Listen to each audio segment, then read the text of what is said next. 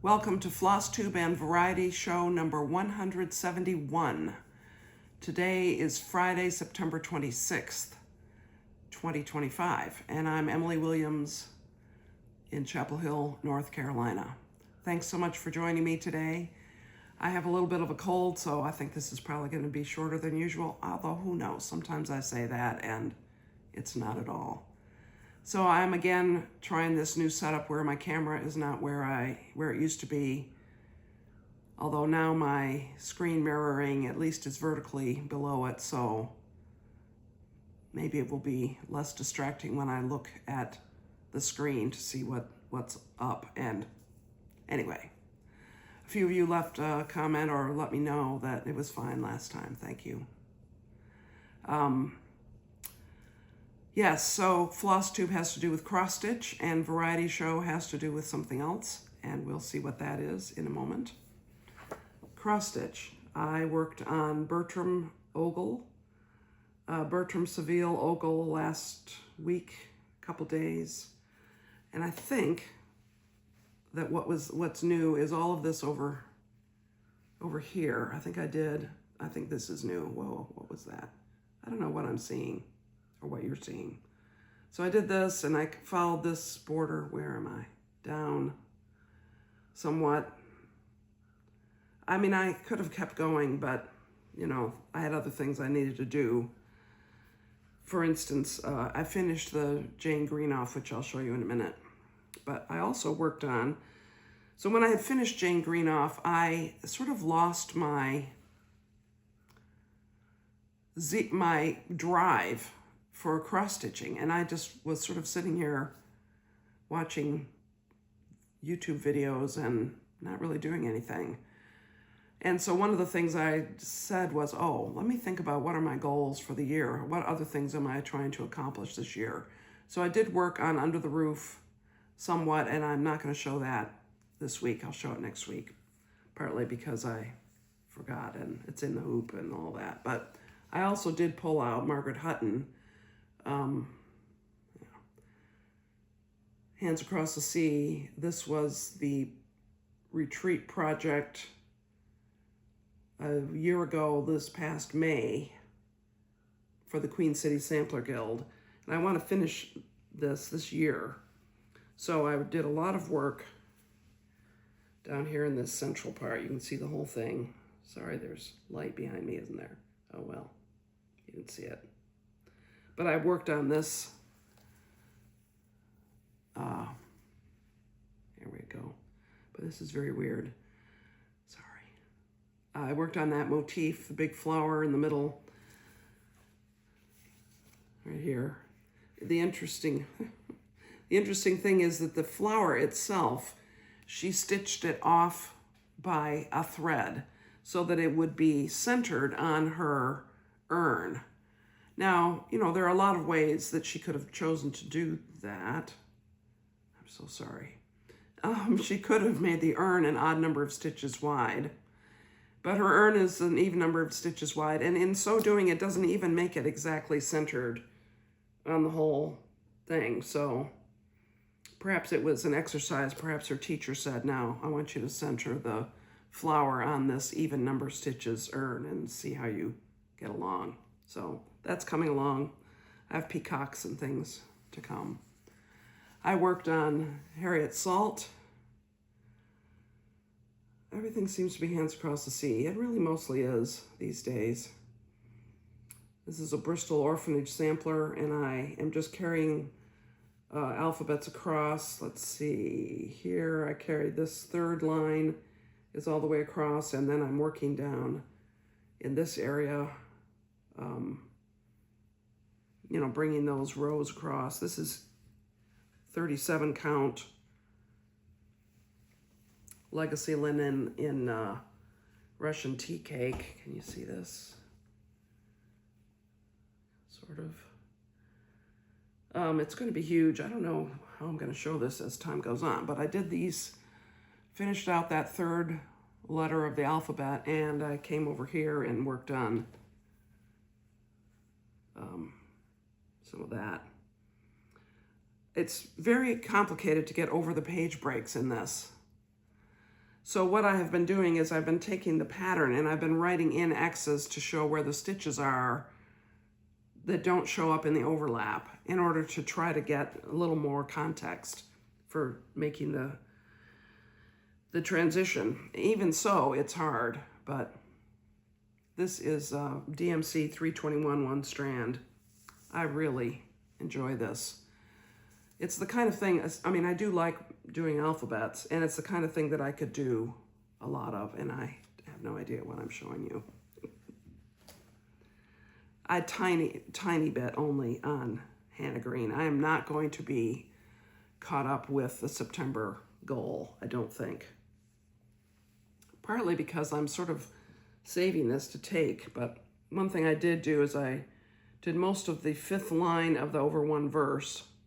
That is what I did this week. I think that might be all I did. So I have to really buckle down on this. And for some reason, this did not rise to the top of my desire list when I finished, here's the chart, when I finished the Jane Greenoff piece. I don't know why. So supposedly I'm supposed to have done all the way down both of, you know, let's see, where am I? Those are peacocks. So over here on this side, I'm supposed to have done, well, I don't remember, this, the whole 5th line, this whole motif. I'm sorry, I have to look at it directly. This whole motif and the border down to here. And I'm supposed to have, I think my modified plan is to do these trees, and clearly not happening. But I think I'm taking this project, with me to work on our trip to England, which is in just 2.5 weeks. So we'll see. I think that's what I'm going to plan to do. I might end up changing my mind. It's my prerogative. And so finally, I'm going to pull out this whole zipper pouch because it has in it the completed Jane Greenoff piece. So what I have in here is, and this, I'm going to probably repackage this, but I wanted to put it all together and put it in my suitcase to sort of begin packing. So this is the Jane Greenoff, the whole thing.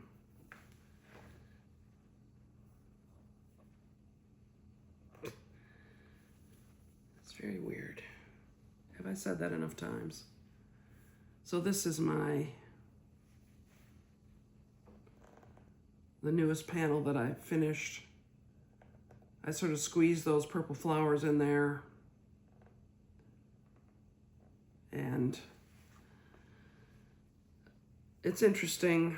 This has a lot of texture, and I realized that I have stitched, for instance, this is an earlier panel. I stitched the whole flower, and then I added the French knots on top of it. Don't know. I guess I'll discover when I get there whether that's how most people interpreted this. So I have these marking lines, these basting lines showing the dimensions of that around, and I'm leaving them for now because I don't know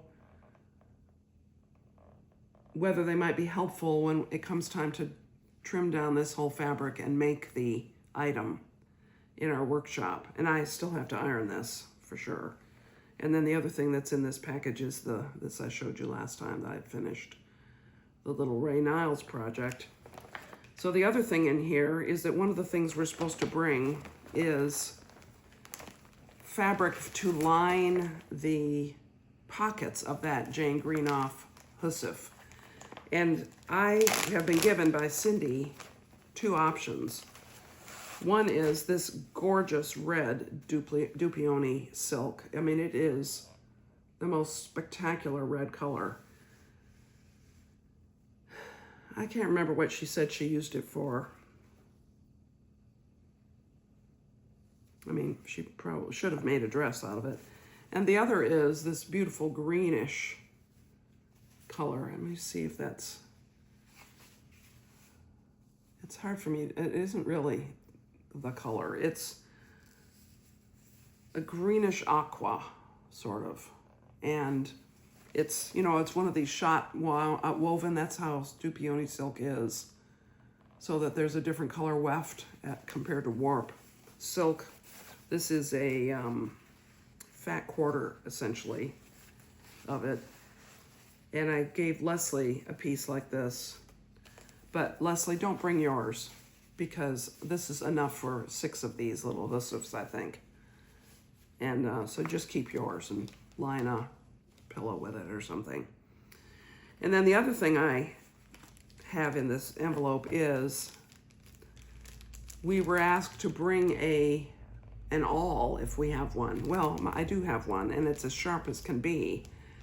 And so I didn't really know how to transport it. So I just put a really dense paper sheath on it, and then I put it in this Ziploc so the paper sheath wouldn't come off.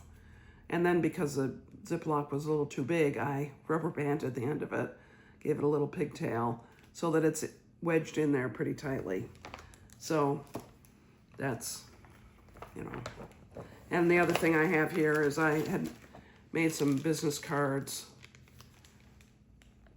one time, which I have lots of. So I'm going to take some. I don't know why. And I have the little itinerary for the weekend that Nicola sent us recently. It's going to be vendors. The classes. What meals are going to be, what the schedule is going to be. So Saturday it starts at 9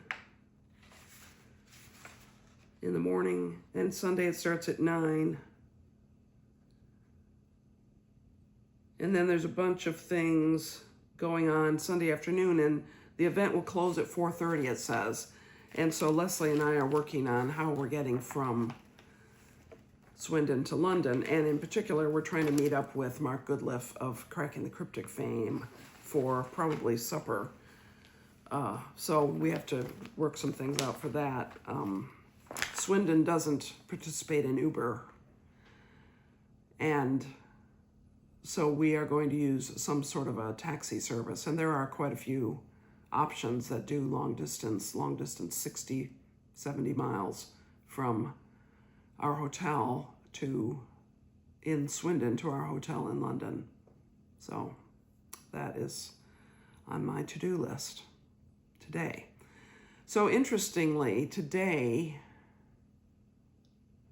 tomorrow is the anniversary of of Hurricane Helene striking western North Carolina and eastern Tennessee.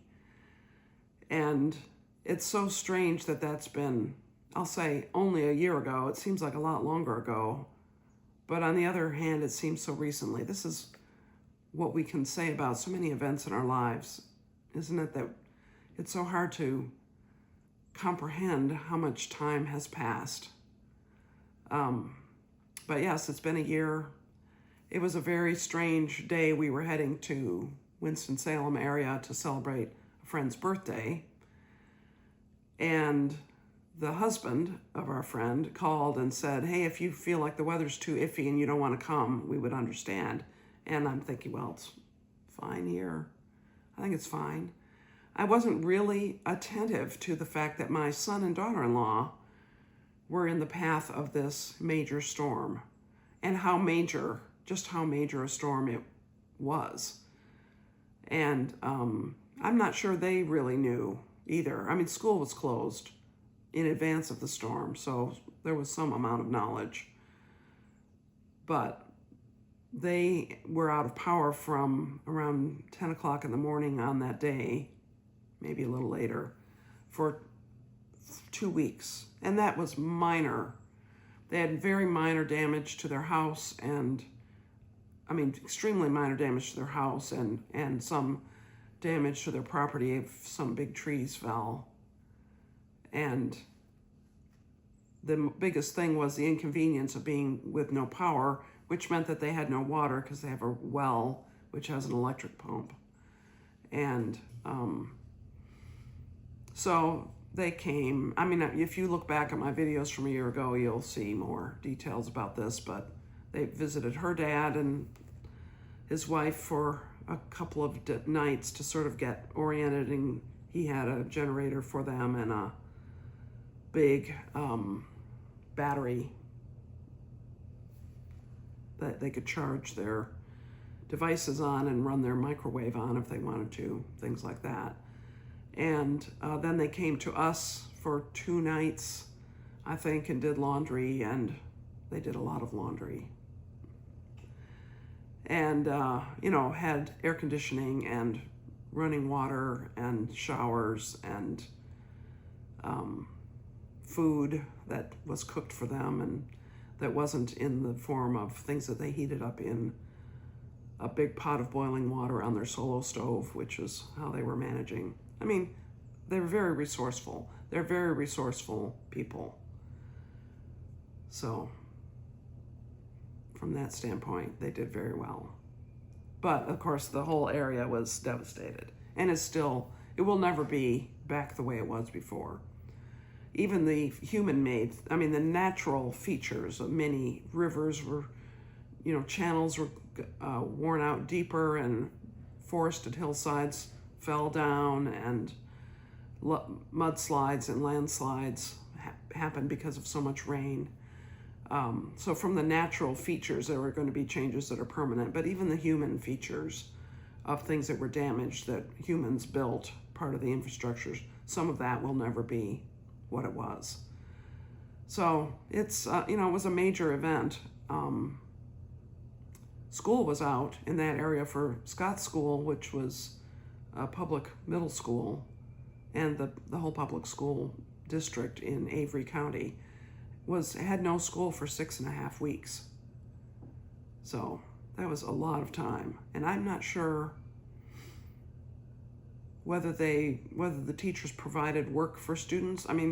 So many students, their property where their family lived was damaged or destroyed. It wasn't just a matter of people don't have electricity, so let's just drive out on these perfectly good roads and bring them their lessons so they can work on them by candlelight. It wasn't that simple. It was a very complicated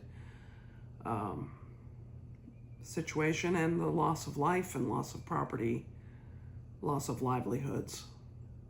Some of that will never be, the area will not recover in the same way that it was before. And it already was not a super developed and rich area. It's not the richest part of our state by any chance, but it's among the most beautiful landscapes in our state, that part of the mountains, the Blue Ridge Mountains. There's a section of Blue Ridge Parkway which is just south of Boone, and that section is still not open. Most of the Blue Ridge Parkway is open, but there's about a 13-mile section that isn't open. And I'm sure they had hoped to get it open before the leaf season this year, but I don't think it's going to happen, because people coming to that area to see the fall colors is a major part of the economy of the area. So it's a big deal. So that was sort of a random assortment of things. I have 2.5 weeks before I go, I think. I have a feeling that I'll make 2 more videos. Isn't that right? 2 more. I will not be making a video while I'm gone. I can't imagine it. Now I'll be taking pictures, and I will tell you about our trip when I get back. But not only will I not be making a video while I'm gone, which will be one Friday, but the next Friday I won't be making a video either, which would be the Friday after we get back, because I'm going to be going on another weekend trip. So that last part of October, I might make a video that is not on a Friday. So I'm not sure what to do about that. You know, YouTube wisdom says record your videos at a certain time and always do them. You know, be very consistent, and then your viewership will know when to expect to see something from you. And I think that's very wise advice. I certainly depend on that from some of the channels that I watch regularly. But, you know, I'm just a person. This isn't a big monetized, crazy channel. By the way, if you're seeing ads, I am sorry. I have checked from time to time. I can't do anything about it. I don't have any. That's not under my control. And I'm not sure if I get more subscribers and my channel gets bigger if it becomes under my control. It might. So that would be a reason to subscribe, to get your friends to subscribe, just so that I can turn off the ads. Anyway, that was a whole parenthesis. The point being, I make videos because I want to make them, because it's fun to make a video and it's fun to have the interaction in the comments with you all and in emails and sometimes text messages from a few of you who choose that way to communicate. It's all wonderful and I enjoy it. And if I put up a video between returning from England and going away again, it won't be on a Friday because I'll be gone that day. So perhaps this is a reason for you to subscribe and click the notification bell. I don't know, maybe just check in. I consider not making a video today because I'm not feeling super, but I realize there's really no way for me to tell you that I'm not going to make a video other than making a video. So, I don't know. Anyway, I will be back next week, Lord willing. And I look forward to it. And I look forward to interacting with you in the comments and so forth. I hope you have a great weekend and week of stitching, and that the weather is nice for you. It's beastly humid here. I mean, unbelievably humid. It's probably 80% humidity or more today. Supposedly we're going to have some thunderstorms, and that should, I mean, it might clear the humidity out a bit, at least for a short period of time. I hope you have nice weather. Many blessings to you, friends.